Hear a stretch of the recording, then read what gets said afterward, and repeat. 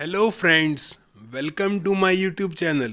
आज मैं आप लोगों के लिए कहानी लाया हूँ जिसका टाइटल है मैं और मेरा निकम्मा दोस्त।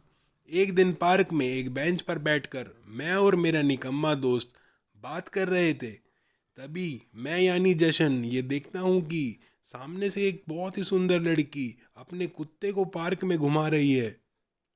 और फिर मुझे ऐसा अनुभव हुआ कि वो मेरी ओर ही देख रही है। और ये बात जब मैंने अपने दोस्त को बताई तो वो मुझ पर खूब हंसा।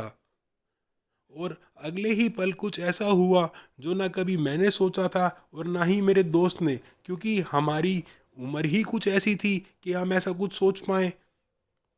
तभी मेरे दोस्त ने मुझसे कहा कि वो सुंदर सी लड़की सिर्फ तुझे देख ही नहीं रही, तेरी ओर चलकर भी आ रही है।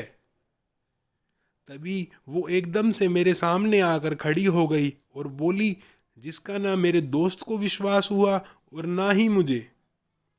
वो सुंदर सी लड़की बोली, मैं एक सीरियल बना रही हूँ जिसके लिए मैं एक चेहरे की खोज में थी, और तुम्हें देखने के बाद मुझे ऐसा लगता है कि मेरी खोज पूरी हो गई। पर मुझे विश्वास नहीं हुआ, क्योंकि मैं और मेरा निकम्मा दोस्त काफ़ी दिनों से काम की तलाश में थे, और कहीं काम न मिलने के कारण हम दोनों दुखी हो पार्क में जाकर बैठ चुके थे और सोच रहे थे कि अब घर जाकर माँ को क्या बोलेंगे, क्योंकि माँ पहले ही खुद बहुत दुखी थी।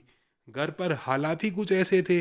जैसे ही वो सुंदर सी लड़की मुझे आकर काम के लिए बोला तो मैंने भगवान का ही चमत्कार समझा।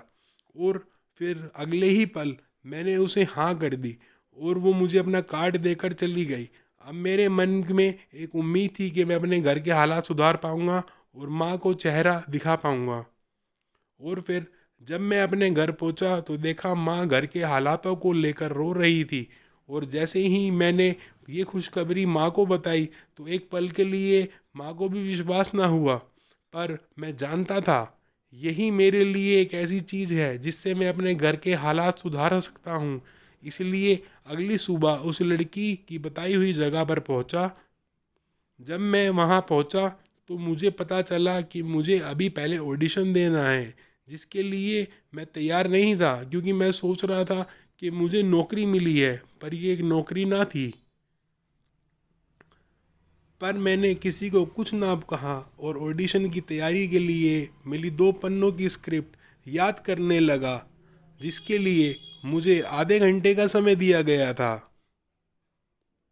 और जैसे ही मेरा समय पूरा हुआ वो सुंदर सी लड़की ने आके मुझे बोला, जशन चलो सब तुम्हारा इंतज़ार कर रहे हैं ऑडिशन के लिए। ये ऑडिशन देना मेरे लिए थोड़ा नया था। मन में एक अजीब सा डर भी था, लेकिन घर के हालातों को सोचकर मैं ऑडिशन देने जाने के लिए उठ खड़ा हुआ और अंदर पहुंचा तो देखा कि अंदर 5 लोग बैठे ऑडिशन के लिए मेरा इंतज़ार कर रहे हैं। और जब मैं अंदर पहुंचा और ऑडिशन दिया तो सबको बहुत पसंद आया और मुझे वो रोल मिल गया जिसकी मुझे उम्मीद नहीं थी। अब मेरे दिमाग में बस एक ही बात थी, मैं बहुत सारे पैसे कमाऊंगा और घर के हालातों को बेहतर कर पाऊंगा। और फिर ऐसे ही समय गुजरता गया और मुझे काम मिलता गया। इस काम में मुझे पैसे तो मिल ही रहे थे, लेकिन पैसों के साथ एक ऐसी चीज़ भी मिल रही थी जिसका मुझे अंदेशा नहीं था। सफलता और पैसों के साथ मुझे मिला घमंड। और उसी घमंड के चलते मैंने सबके साथ रिश्ते खराब कर लिए थे। साथ ही बुरी आदतों ने भी मुझे लत के रूप में घेर लिया था। और जो सो मैंने कमाया था वो सब मैं गवा चुका था, क्योंकि अब जब मेरी आँख खुली तो बहुत देर हो चुकी थी। अब ना मुझे काम मिल रहा था और ना कहीं से कोई मदद की उम्मीद मिल रही थी। ऐसा लग रहा था चारों ओर बस अंधेरा ही है। और फिर एक दिन जब मैं निराश होकर नौकरी की तलाश में एक ऑफिस में इंटरव्यू देने पहुंचा तो देखा इंटरव्यू लेने वाला और कोई नहीं बल्कि मेरा निकम्मा दोस्त ही है। तो मेरी आंखों में आंसू आ गए, क्योंकि इसी दोस्त को मैंने अपने अच्छे समय में अनदेखा कर दिया था और इसने मुझे देख के गले लगाया और नौकरी भी दे दी बिना कोई सवाल जवाब करे। तो मुझे समझ में आया कि अब चाहे मैं सफलता के किसी भी मुकाम पर पहुंच पाऊं या नहीं, मगर मैं अपने अंदर घमंड कभी नहीं लाऊंगा।